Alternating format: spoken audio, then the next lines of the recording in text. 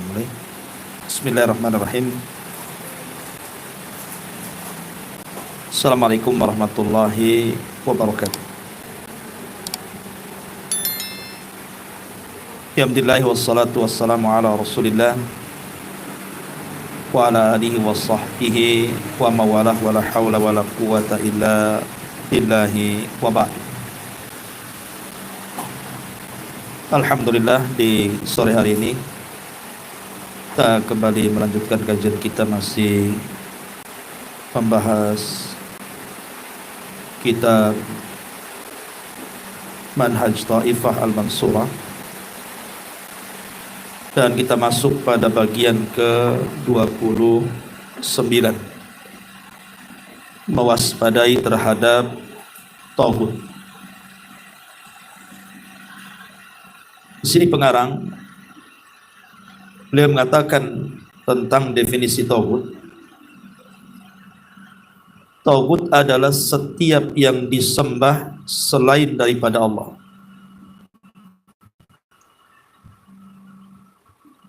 Dia rela dengan peribadatan yang dilakukan oleh para penyembah atau pengikutnya, atau rela dengan ketaatan orang yang mentaatinya dalam hal maksiat kepada Allah dan Rasul. Allah mengutus para Rasul agar memerintahkan kaumnya untuk menyembah Allah dan menjauhi tauhid. Allah Subhanahu wa ta'ala berfirman, "Wa laqad ba'atsna fi kulli ummatin rasulan an i'budullaha wajtanibut taghut." Dan sungguh kami telah mengutus Rasul pada tiap-tiap umat ini untuk menyerukan, sembahlah Allah dan jauhi sesembahan selain daripada Allah alias tauhid. Kemudian beliau mengatakan tauhid itu bentuknya banyak, tetapi pemimpin mereka ada 5. Yang pertama, syaitan. Tauhid ini selalu menyeru manusia beribadah kepada selain Allah Subhanahu wa ta'ala. Dalilnya adalah firman Allah Azza wa Jal, "Alam ahad ilaikum ya bani Adam alla ta'budu syaitan innahu lakum aduwwum mubin."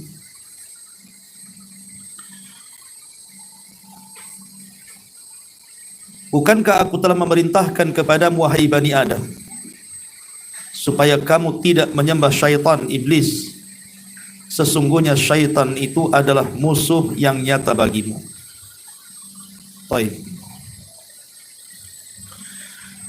Di sini pengarang ingin menjelaskan kepada kita tentang persoalan tauhid. Apa itu tauhid? Jadi tadi dijelaskan bahwa tauhid adalah, menurut beliau di sini, orang yang rela dengan peribadatan yang dilakukan oleh para penyembah atau pengikut, atau rela dengan ketaatan orang-orang yang mentaatinya dalam hal maksiat kepada Allah Subhanahu wa ta'ala. Jadi tauhid itu secara umum adalah selain daripada Allah Subhanahu wa ta'ala yang diibadahi, maka itu disebut tauhid. Itu globalnya. Baik, ma'asyiral muslimin wal muslimat rahimani wa rahimakumullah. Kemudian beliau menyebutkan tentang pemimpin-pemimpin tauhid ini. Kalimat tauhid sendiri sebenarnya dijelaskan dalam surah An-Nisa ayat 76, bahwa tauhid adalah syaitan, dan itulah pemimpin atau puncak pemimpinnya para tauhid. Allah mengatakan dalam surah An-Nisa 76, "Alladzina amanu yuqatiluna fi sabilillah walladzina kafaru yuqatiluna fi sabili taghut faqatilu awliya asy-syaitan inna kaidasy-syaitani kana dha'ifa." Orang-orang yang beriman berpegang di jalan Allah, dan orang-orang yang kufur berpegang di jalan tauhid. perangilah kawan-kawan setan itu. Sesungguhnya tipu daya setan itu sangat lemah. Dari sini kita tahu bahwa tagut adalah syaitan, di mana setan diciptakan oleh Allah Subhanahu wa taala untuk menyesatkan manusia dan berusaha untuk menyimpangkan tauhid. Makanya Allah Subhanahu wa taala tegas mengatakan dalam Al-Baqarah 168, innahu lakum aduwwum mubin. Sesungguhnya syaitan itu bagi kalian adalah musuh yang nyata.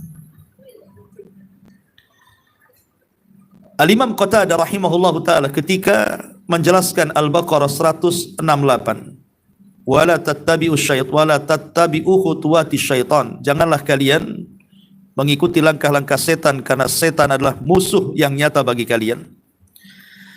Beliau mengatakan kullu ma'siyatin lillahi fahiya min khutuwati syaitan.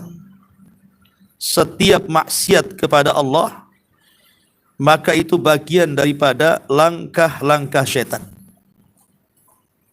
Setiap maksiat kepada Allah itulah merupakan langkah-langkah syaitan. Al-Imam Ibnu Taimiyah rahimahullahu taala menyebutkan aslu syarri, bahwa sumber kerusakan pada manusia itu ibadatun nafsi wa syaitan. Ketika seseorang itu beribadah kepada hawa nafsunya ataupun beribadah kepada syaitan. Kenapa demikian? Wa ja'alahuma syarikaini rabbi. Karena biasanya keduanya akan menjadi sekutu bagi Allah Subhanahu wa taala. Hawa nafsu dan syaitan. Orang jauh dari Allah itu karena mengikuti hawa nafsu, bahkan sampai menuhankan hawa nafsu. Begitu juga orang jauh dari Allah itu karena akibat bisikan-bisikan syaitan.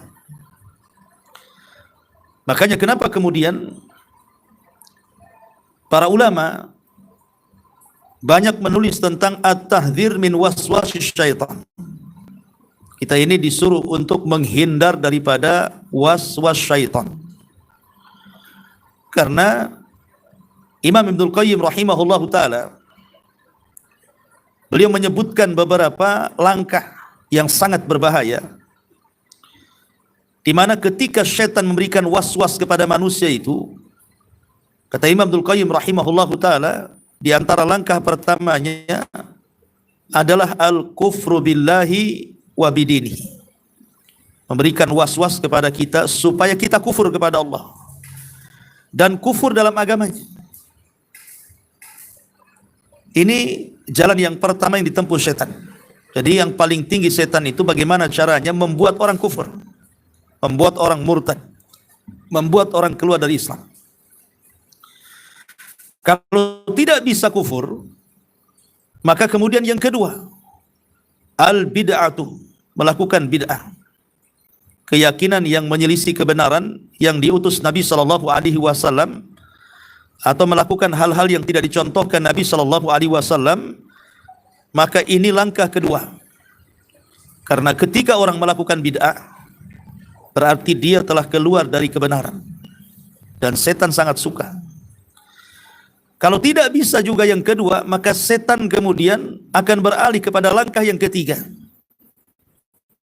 Orang ini diberikan was-was, suruh kufur ya tidak kufur, suruh melakukan bid'ah ya tidak mau, maka langkah ketiga al-kabair. Maka diberikan was-was supaya melakukan dosa-dosa besar. Memang dia tidak melakukan kekufuran dan bid'ah, tapi boleh jadi dia terjerumus kepada dosa besar, kepada perzinahan, kepada pencurian, memakan riba, ghibah, dan begitu seterusnya. Kemudian juga kalau seandainya tidak berhasil kemudian langkah yang ketiga, maka ada langkah yang keempat, as-saghair. Maka kemudian syaitan akan memberikan was-was supaya kita melakukan dosa-dosa kecil. Dosa-dosa kecil. Kalau juga tidak sanggup juga, maka setan sudah mempersiapkan langkah yang kelima, Apa itu? Al-mubahat, disibukkan dengan perkara-perkara mubah. Ngobrol sana sini, menghabiskan waktu. Akhirnya waktu percuma berjalan begitu saja, tidak ada manfaatnya. Ya. Kalau juga tidak bisa dengan cara disibukkan dengan perkara-perkara mubah, maka kemudian setan akan masuk dengan cara bagaimana orang ini lebih mendahulukan yang tidak afdal dan meninggalkan yang afdal. Lebih mendahulukan yang tidak afdal, padahal ada yang afdal. Kalau juga tidak bisa dengan cara yang keenam, dan ini yang ketujuh, ini sudah putus asa setan, maka setan kemudian akan mengerahkan pasukannya dan juga bala tentaranya, baik dari kalangan jin ataupun manusia, supaya membuat macam-macam ujian dan juga adza, artinya menyakiti dengan tangan dan dengan lisan atau dengan hatinya. Boleh jadi mungkin dibuatnya tetangga dia membicarakan orang ini, membicarakan kita, atau orang lain memfitnah kita, atau orang lain memusuhi kita, supaya hati kita goncang. Ya, lihat bagaimana khutuwati syaitan di sini, langkah-langkah setan, sampai kata Imam Ibnul Qayyim 7 langkah sudah disiapkan oleh setan supaya kita jauh dari Allah Subhanahu wa taala dan jauh dari tauhid kepada Allah Subhanahu wa taala. Ma'asyiral muslimin yang dimuliakan Allah Subhanahu wa taala, tentu ada latar belakang kenapa setan ini, atau iblis lebih tepatnya, sangat memusuhi kita sebagai Bani Adam. Tentu tidak lepas daripada sejarah. Ketika Allah Subhanahu wa taala memuliakan iblis di langit sebagai jin yang paling soleh dengan diberikan fasilitas yang luar biasa di sorga, tiba-tiba dikejutkan dengan Allah mengumumkan kepada para malaikat dan didengar langsung oleh iblis bahwa dia akan menciptakan makhluk yang akan menjadi khalifah di permukaan bumi. Akhirnya kemudian terciptalah makhluk itu yang disebut dengan Adam, bapak kita semuanya. Dari sinilah muncul hasadnya iblis ini. Kemudian berusaha untuk mengganggu Nabiullah Adam alaihi salatu wassalam, padahal belum ditiupkan ruh, masih dalam bentuk patung. Maka iblis pun berputar-putar di patung itu, sebagaimana riwayat Muslim dijelaskan, masuk dari lubang hidung, keluar dari lubang telinga. Kemudian dia pun sesumbar dan mengatakan, kalau seandainya makhluk ini diserahkan kepadaku, maka aku hancurkan dia. Jadi hasadnya sudah ada, padahal belum ditiupkan roh itu.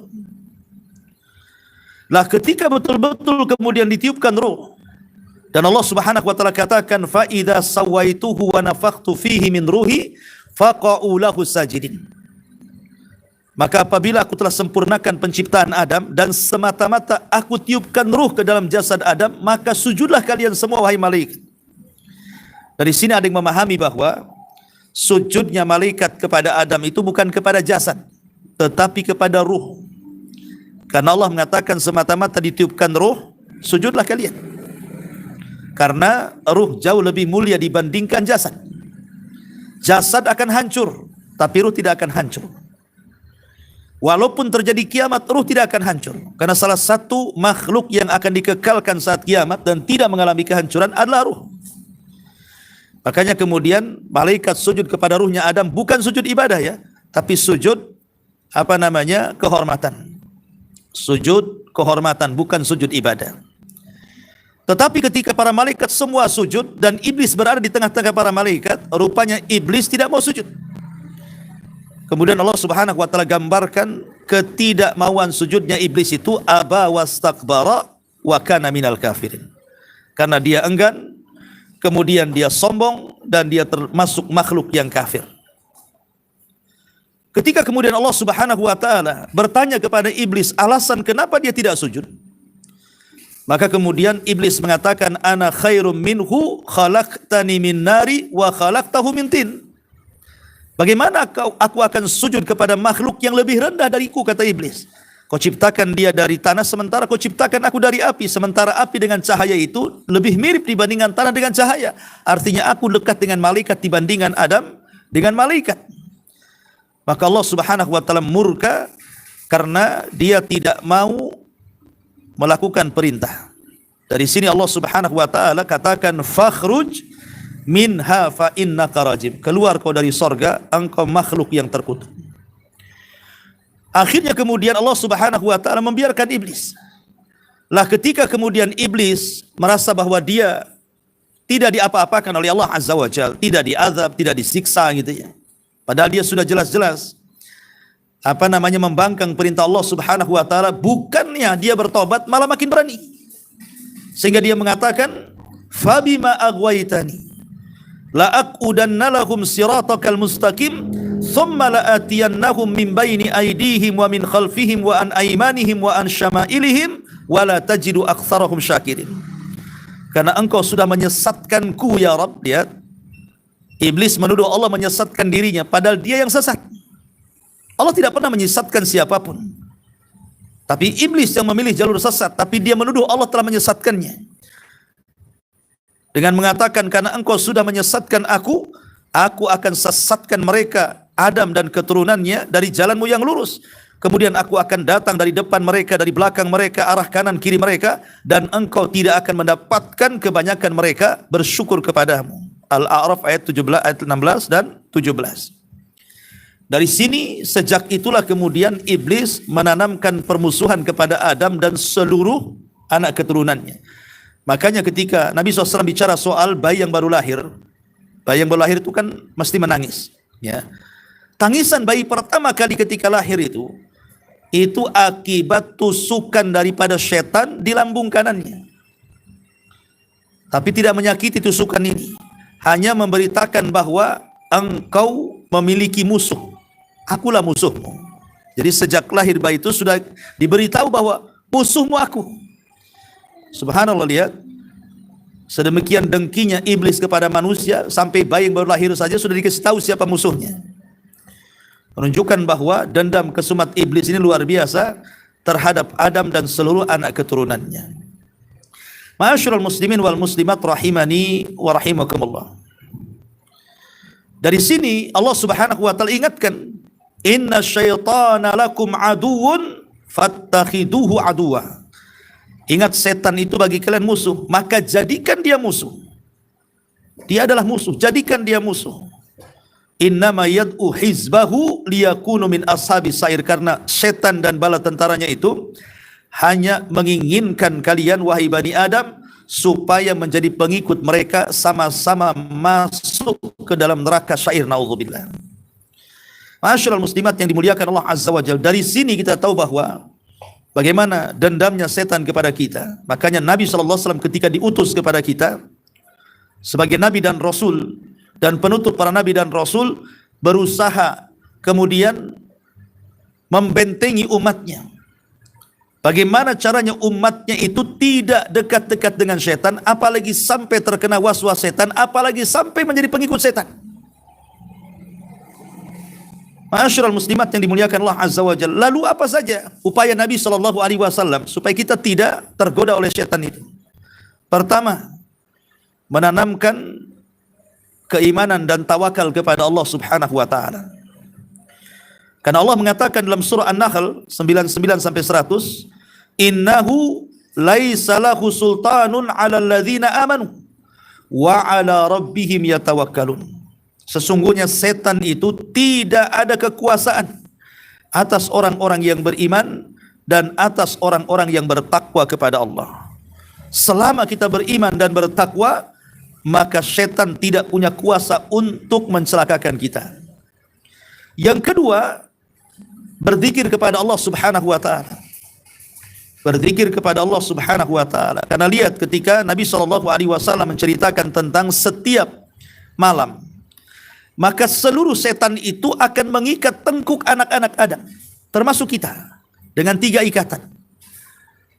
Pada setiap ikatan, maka setan akan mengatakan, alaika lailun tawilun.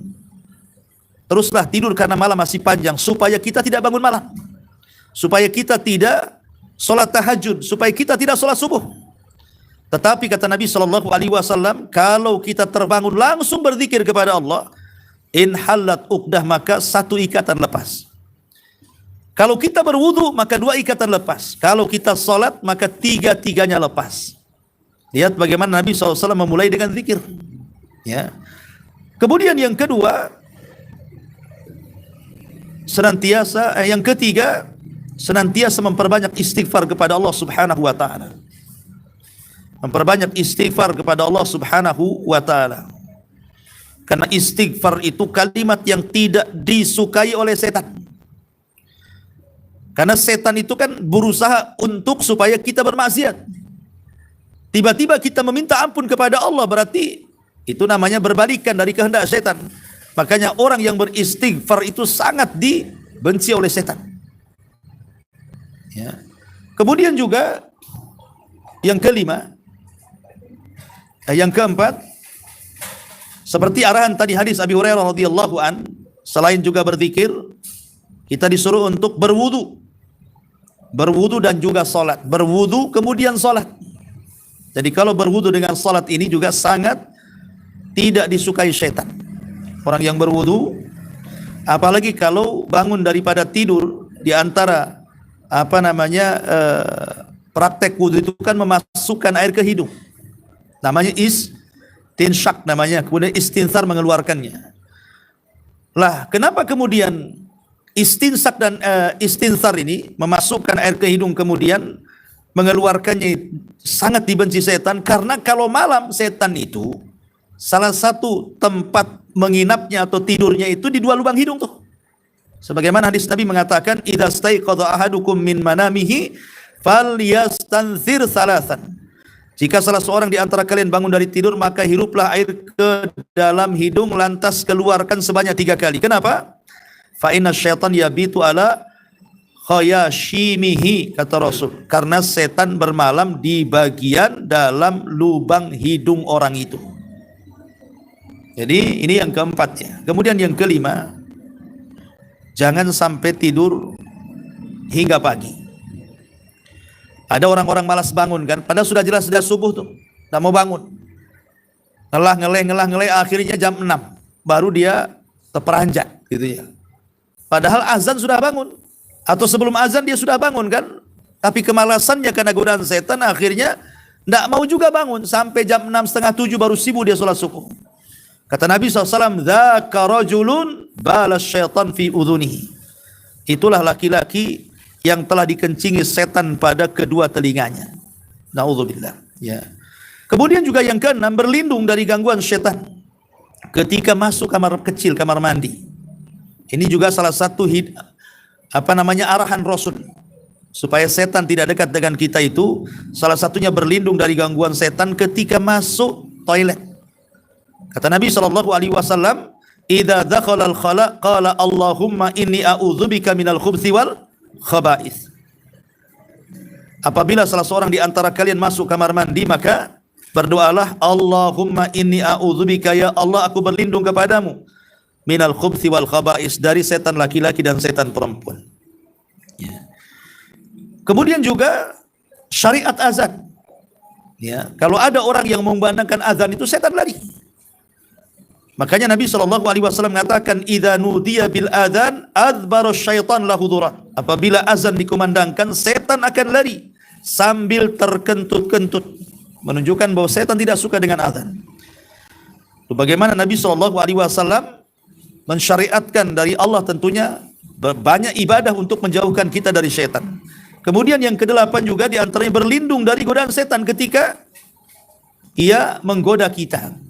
Namanya kita lagi termenung, tiba-tiba kepikiran mau maksiat, atau kepikiran dendam kepada orang, atau kepikiran hendak menyakiti orang, atau kepikiran hendak melakukan kemungkaran, maka hendaklah kita langsung berlindung kepada Allah Subhanahu wa taala dari setan, karena Allah yang mengatakan dalam surah Al-Mu'minun ayat 97-98, wa qur rabbi a'udzubika min hamazatis syayatin wa a'udzubika rabbi an yahdurun.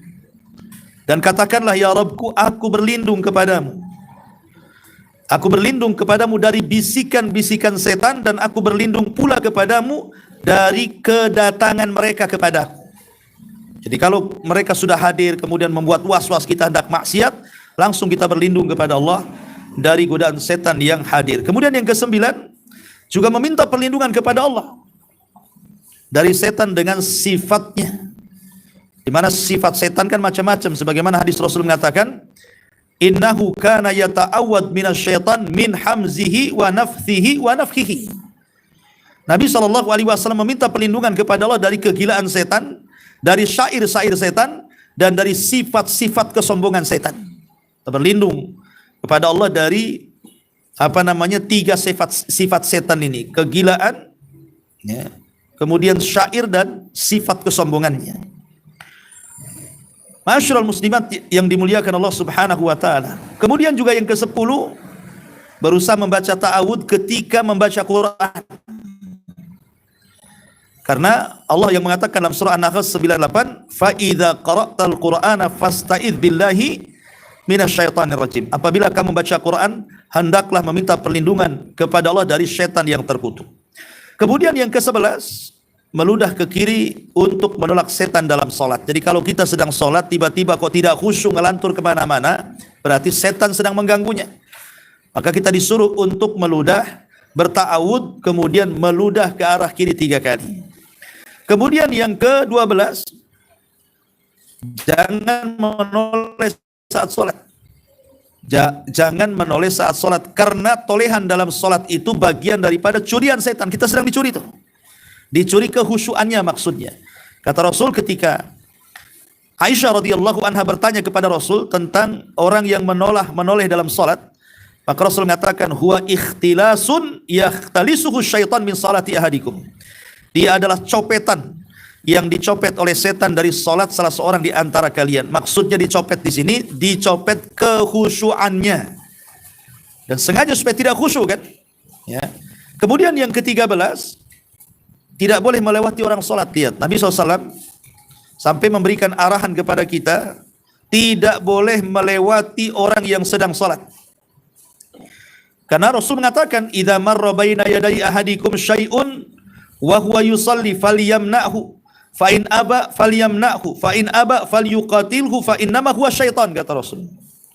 Jika ada yang lewat di hadapan salah seorang dari kalian yang sedang salat, cegahlah. Jika ia enggan, cegahlah lagi.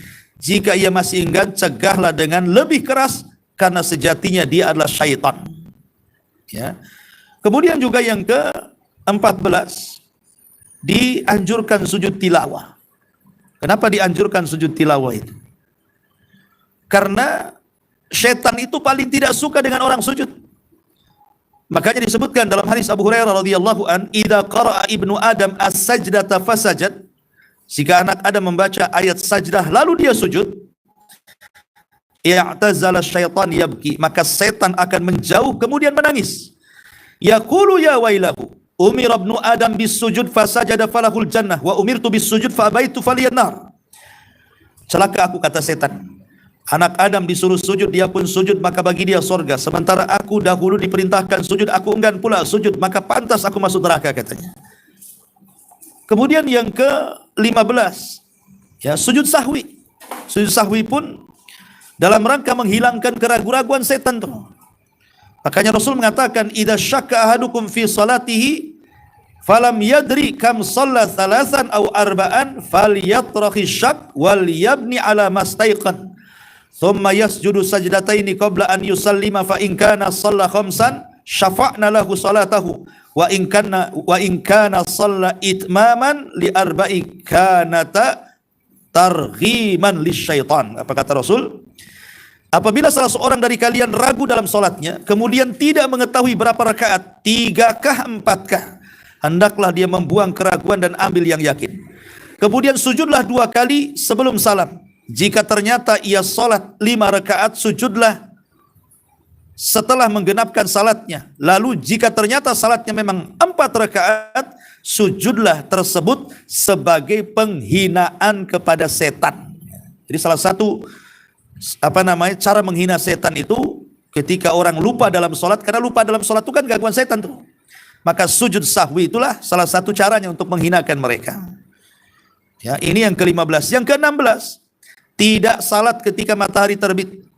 Dan tidak salat juga ketika matahari tenggelam. Kenapa? Karena Rasul yang mengatakan la taharrau bi salatikum tulu asy-syamsi wala ghurubaha fa innaha tatlu bi qarnai syaitanin. Janganlah mengerjakan salat kalian ketika matahari terbit atau ketika matahari tenggelam, karena ketika itu karena ketika itu terbitlah dua tanduk dari tanduk-tanduk setan. Kenapa? Karena saat terbit matahari ada yang beribadah di luar agama Islam, mereka penyembah matahari. Ataupun ketika tenggelam matahari ada juga yang beribadah, mereka lah para penyembah bulan. Makanya kita tidak boleh salat ketika terbit dan ketika terbenam. Biarkan ketika terbit meninggi satu tombak dulu, biarkan terbenam menunggu gelap dulu, baru kita salat, ya. Kemudian juga yang ke-17, membaca zikir pagi dan petang. Nabi SAW mengatakan, ma min abdin yaqulu fi sabahin kulla yaumin wa masa'in kulla lailatin bismillahilladzi la yadurru ma asmihi syai'un fil ardi wala fis sama wa huwas samiul alim thalatha marrat illa lam yadurruhu syai'un. Tidaklah seorang hamba mengucapkan setiap pagi dari setiap harinya atau setiap petang dari setiap malamnya kalimat bismillahilladzi, dengan nama Allah yang dengan namanya tidak ada sesuatu pun yang membahayakan di bumi dan juga di langit, dan dialah yang maha mendengar lagi maha mengetahui, sebanyak 3 kali, maka tidak akan ada apapun yang membahayakan dia meskipun setan, ya. Maka ini juga supaya terhindar dari godaan setan adalah sering-seringnya membaca zikir pagi dan petang. Kemudian ke-18, membaca surah Al-Ikhlas, Al-Falaq dan An-Nas, dan ini disebut surah-surah perlindungan namanya. Surat-surat perlindungan adalah membaca 3 kul ini, kul huwallah, kul a'udzu birabbin nas, dan kul a'udzu birabbil falaq, baik di pagi ataupun di petang hari, ya. Kemudian yang ke-19, salat duha 4 rakaat. Kata Nabi SAW dari hadis Nu'aim ibn Hammar, Rasulullah SAW mengatakan, qala rabbukum tabaraka wa ta'ala ibna Adam salli li 4 rakaatin awalan nahar akfika akhirahu. Allah tabaraka wa ta'ala berfirman, wahai anak Adam, salatlah untukku sebanyak 4 rakaat, sebanyak 4 rakaat pada awal siang, maka itu akan mencukupimu di akhir siang. Akhirnya artinya engkau akan dilindungi Allah dari setan sampai sore hari, ya, dengan 4 rakaat duha itu. Kemudian juga yang ke-20, meminta perlindungan untuk anak-anak. Karena istri Imran ketika melahirkan Maryam, ia berkata sebagaimana disebutkan dalam ayat itu, inni u'idzuha bika wa dzurriyyataha minasyaitonir rajim. Surah Ali Imran ayat 36. Dan aku memohon perlindungan untuknya serta anak-anak keturunannya kepada pemeliharaan engkau daripada setan yang terkutuk. Ini ketika seseorang melahirkan, maka bertawud kepada Allah agar tidak diganggu setan. Kemudian juga yang ke-21, menjaga diri dari tempat-tempat syubhat. Menjaga diri dari tempat-tempat syubhat yang mengundang kecurigaan. Seperti umpamanya Nabi SAW ketika sedang berdua-duaan dengan Safiyah di malam hari. Kemudian ada sahabat yang tergesa-gesa lewat. Kata Rasul, jangan terburu-buru kalian berdua. Di samping saya ini bukan siapa-siapa, dia istri saya. Ya, kata sahabat ini, ya tidak mungkin saya curiga kepadamu, wahai Rasul. Bukan begitu. Setan itu masuk dari jalan darah.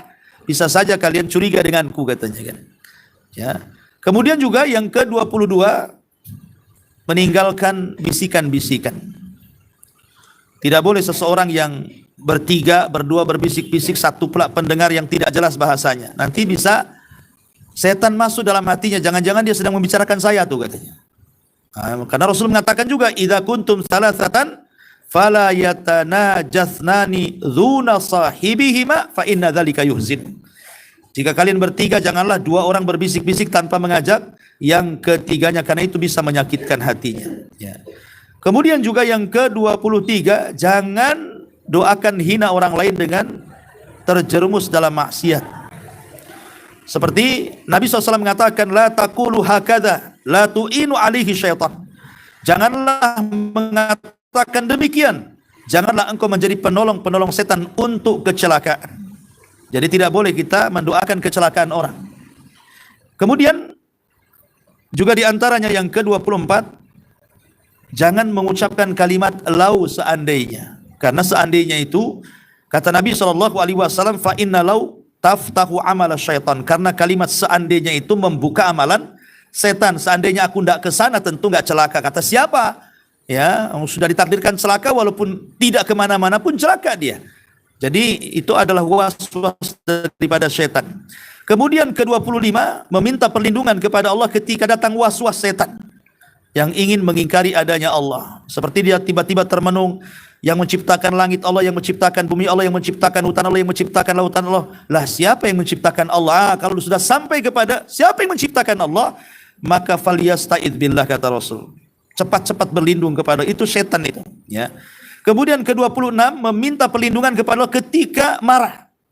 Ya, karena marah itu dari setan, dan setan dari api, dan api hanya bisa dipadamkan dengan air, maka berwudulah saat marah, kata Rasul. Ya. Kemudian yang ke-27, meminta perlindungan kepada Allah ketika mendengar suara anjing menggonggong dan keledai di malam hari, karena saat itu mereka sedang melihat setan. Kemudian yang ke-28, membaca surah Al-Baqarah, karena orang yang baca surah Al-Baqarah maka setan akan lari 3 hari dari rumah kita. Ya. Kemudian ke-29, menyebut nama Allah ketika masuk rumah dan juga ketika makan. Baca basmalah ketika masuk, bismillah, assalamualaikum. Ketika makan juga bismillah. Sebab kalau kita tidak membaca basmalah ketika masuk dan ketika makan, maka setan malam-malam akan menginap di rumah kita sampai pagi. Begitu hadisnya. Kemudian ke-30, membaca zikir ketika mampir di sebuah tempat yang menyeramkan. Atau umpamanya ibu lewat di mana, kemudian kok kayaknya serem gitu ya. Atau baru beli rumah kok serem, atau mau ngontrak rumah kok serem. Nah, maka Rasul mengatakan, bacalah a'udzu bikalimatillahi tammati min syarri ma khalaq. Kemudian ke-31, mengucapkan zikir ketika kendaraan tergelincir. Ya, umpamanya kita naik mobil kok oleng mobilnya, ya. Ataupun umpamanya tiba-tiba bannya masalah, pokoknya ada masalah dengan kendaraan ketika berkendaraan itu, maka berzikirlah kepada Allah Subhanahu wa taala. Karena dahulu ada kisah dari Abul Malih, dari seorang seseorang yang tidak disebut namanya. Dia berkata, aku pernah dibonceng Nabi, lalu tunggangan yang kami naikkan tergelincir. Ya. Kemudian aku pun mengatakan, celaka setan, katanya. Tapi Nabi mengatakan, la taqul ta'isa syaitan, jangan engkau ucapkan celaka setan. Ya. Idza qulta dzalik ta'azama, karena jika engkau mengucapkan yang demikian itu, setan akan semakin besar, hatta yakuna mithlal bait, seperti rumah besar. Wa yaqul bi quwwati, tetapi setan akan mengatakan, itulah lihat gara-gara kekuatanku, maka kemudian unta itu tergelincir. Tetapi kata Rasul, katakan bismillah, fa innaka idza qulta dzalik tasaghara hatta yakuna mithla dzubab. Tapi ucapkanlah bismillah, jika engkau mengatakan seperti itu, setan akan semakin kecil sampai dia akan seperti seekor lalat. Jadi kalau kita sedang naik kendaraan, kemudian ada masa dengan kendaraan, langsung baca basmalah dan berzikir kepada Allah Subhanahu wa taala. Kemudian ke-32, menahan mulut ketika menguap, karena itu dari syaitan. Ya, menguap itu dari setan, makanya ditahan. Kata Rasulullah SAW, at-tatha'ub minasyaitan, menguap itu dari setan. Fa idza tasa'aba ahadukum falyaruddahu mastata'a, apabila salah seorang menguap maka tahan semampu dia. Kemudian ke-33, meninggalkan khalwat dengan lain jenis, laki-laki dengan perempuan berdua-duaan, karena yang ketiganya pasti setan. Kemudian ke-34, membaca doa ketika berhubungan intim. Ya, Allahumma jannib nasyaitan wa jannibi syaitan ma razaqtana. Ya. Kemudian ke-35, membaca 2 ayat terakhir dari surah Al-Baqarah. 2 ayat terakhir dari surah Al-Baqarah itu juga bisa melindungi kita dari gangguan syaitan. Kemudian ke-36, membaca surah Al-Ikhlas, Al-Falaq dan ayat kursi sebelum tidur. Ya, Al-Ikhlas, Al-Falaq, An-Nas dan ayat kursi sebelum tidur. Kata Nabi SAW, idza kana akhadha majjahu nafatha fi yadayhi wa qara'a bil muawwidataini wa masaha bihi majasadahu. Rasul apabila hendak tidur, beliau membaca qul a'udzu birabbil falaq dan qul a'udzu birabbin nas, kemudian mengusap semua badannya. Dalam riwayat qul a'udzu birabbil falaq, qul a'udzu birabbin nas dan qul huwallahu ahad. Ya, dalam riwayat juga Rasul membaca ayat kursi. Kemudian ke-37, menjaga diri saat mimpi. Dengan cara apa? berlindung kepada Allah ketika mimpi buruk kemudian meludah 3 kali ke samping kiri. Kemudian juga ke-38 meminta perlindungan dari dikuasai setan ketika akan meninggal dunia. Dan ini penting, ya kan? Ya, jadi ketika kita sakit parah, mintalah terus kepada Allah, jangan sampai kemudian setan menguasai kita sehingga kita su'ul khatimah dan tidak mengucapkan kalimat la ilaha illallah. Kemudian ke-39 mengikuti petunjuk Nabi SAW, dan yang terakhir ke-40 menahan pandangan, tidak banyak bicara, tidak banyak makan, dan kurangi banyak bergaul dengan manusia karena itu semua adalah syahwat daripada syaitan. Lihat bagaimana sampai-sampai Nabi itu memberikan banyak petunjuk, 40 lebih sebenarnya, supaya kita ini dijauhkan daripada setan, karena setan adalah taghut yang menjadikan kita menyembah kepada selain Allah Subhanahu wa taala, bahkan menjadikan setan sesembahan kita. Wallahu alam. Sampai di sini ini yang bisa sampaikan. Taib, sebelum saya tutup silahkan kalau ada bertanya. Iya, iya.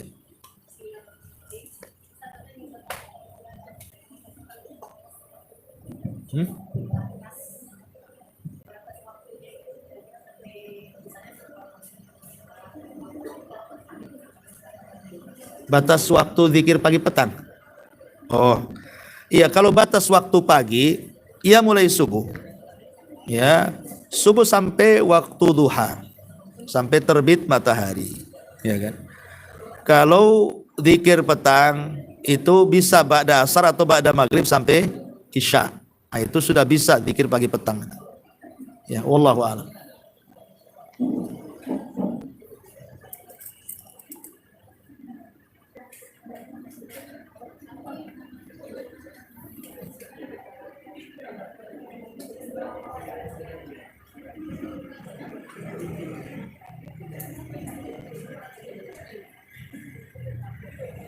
Ada, taib kita tutup. Subhanaka bihamdika, asyhadu an la ilaha illa anta astaghfiruka. Baik, Allahu taala alam. Assalamualaikum warahmatullahi wabarakatuh.